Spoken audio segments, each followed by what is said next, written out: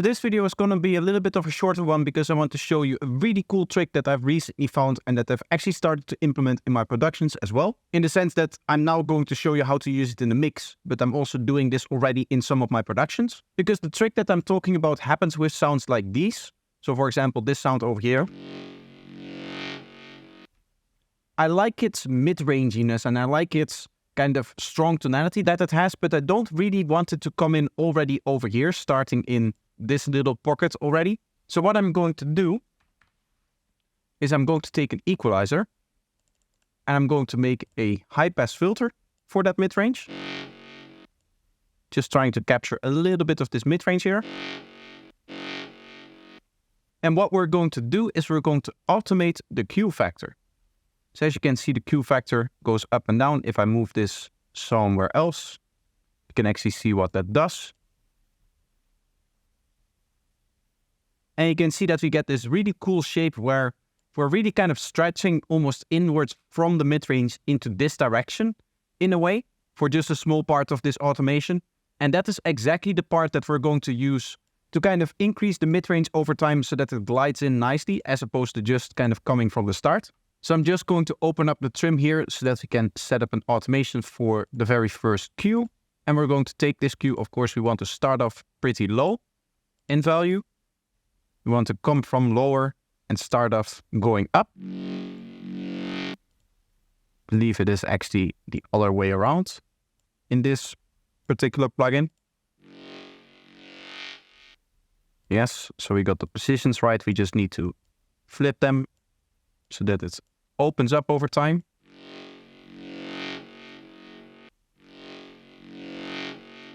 And as you can hear now, for the first kind of glide, it still has those high frequencies, but it doesn't come in with that mid-range.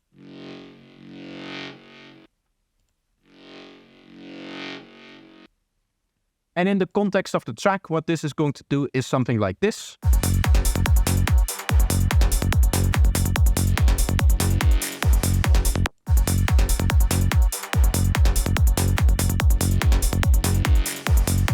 Where I feel like without the effect, it is a little bit too strong right up front when it starts to play.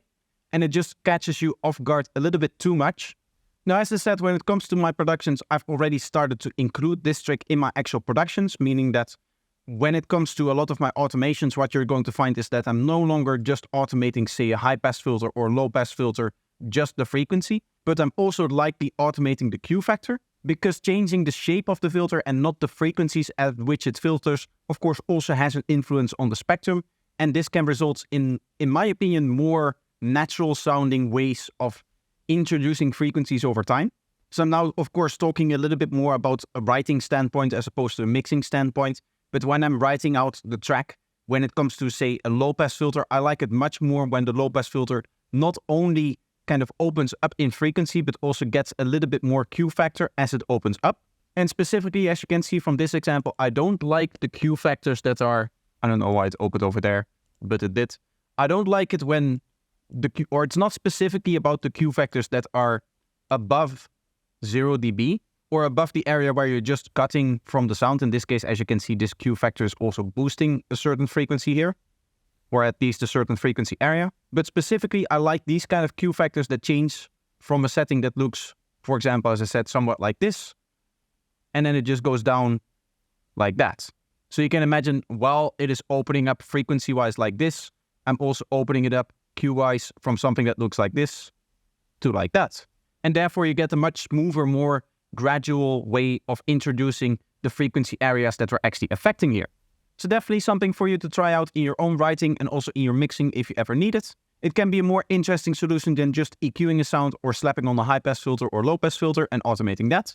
In terms of automating the frequency of that, you know, the standard way of introducing high frequencies or low frequencies. So I hope that you play around with this stuff and that you found this video useful. Let me know if you did by leaving a like and make sure that you're subscribed.